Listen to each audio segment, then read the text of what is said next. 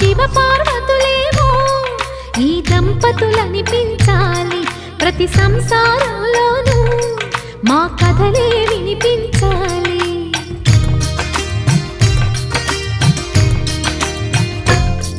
ఆ సిరిని శ్రీహరిని మా జతలో చూపించాలి, శ్రీకాంతుల కొలువంటే మా కాపురం అనిపించాలి. మా ముంగిలిలోన పున్నమి పూల వెన్నెల విరియాలి, మా చక్కని జంట చుక్కల తోట పరిపాలించాలి.